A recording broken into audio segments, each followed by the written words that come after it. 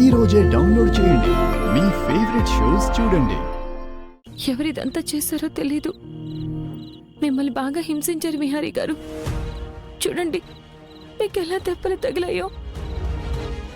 ఎవరిలా చేశారో, ఎవరు వెనకుండిలా నడిపించారో అన్నీ రేపు కనుక్కుందాం. వాళ్ళు ఎవరైనా ఎంతటి వాళ్ళైనా వదిలే ప్రసక్తే లేదు. మన దగ్గర నుంచి 100 కోట్లు దొంగిలించిన వాళ్ళకి వీళ్ళకి ఖచ్చితంగా సంబంధం ఉందనిపిస్తుంది. అవును లక్ష్మి, అన్నీ తెలుసుకుందాం. నువ్వేం కంగారు పడకు.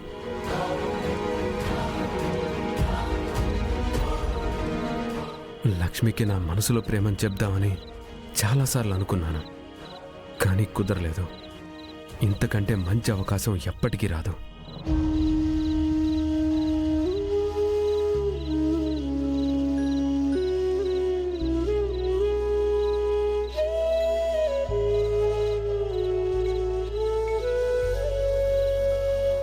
అబద్ధం నిజమైనప్పుడు నిజం మోసంలా అనిపిస్తుంది.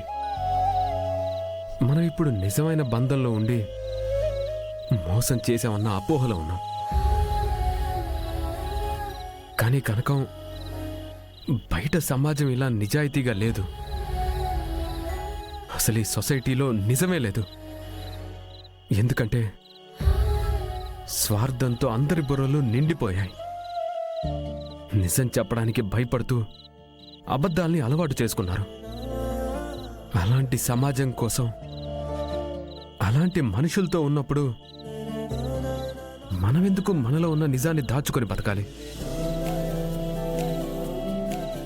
అందుకే కనుక నేను నిర్ణయం తీసుకున్నాను. అబద్ధం వల్ల పొందే అల్ప సంతోషం కంటే నిజం వల్ల పొందే ఆత్మ సంతృప్తి మనకి ముఖ్యం. అందుకోసం ఈరోజు నీ ముందు నాలో ఉన్న నిజాలు చెప్తాను. నేను ప్రతిరోజు నీతో పంచుకోవాలనుకున్న మాటని చెప్తాను. నేను యుఎస్ నుంచి వచ్చాను కనుక నాకు మనుషుల్లో కమర్షియల్ క్యాలిక్యులేషన్స్ తప్పించి కల్చరల్ వాల్యూస్ అసలు ఏమీ తెలీదు. అందుకే నేను నీ మెడలో తాళి కట్టి చాలా తేలిగ్గా తీసుకున్నాను. నీకు దారి చూపిస్తే చాలనుకున్నాను. అలాంటప్పుడు నువ్వు నా కోసం ఏం చేయడానికైనా సిద్ధమైనప్పుడు అక్కడ నీ నిర్ణయం వెనుకున్న బలమైన శక్తి బంధమని అది నాకు తర్వాత తెలిసింది.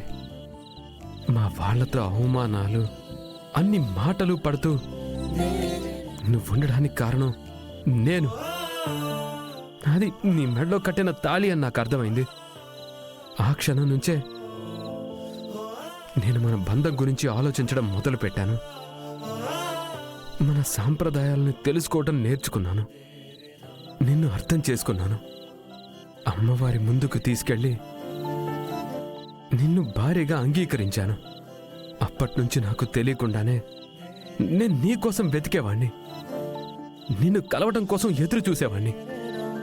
నువ్వు నా పక్కనుంటే చాలని, ఇంకేం వద్దనే స్థాయికి వచ్చాక అరే ఏంటిదంతా అని నన్ను నేను రీచెక్ చేసుకుంటే తెలిసిందేంటో తెలుసా?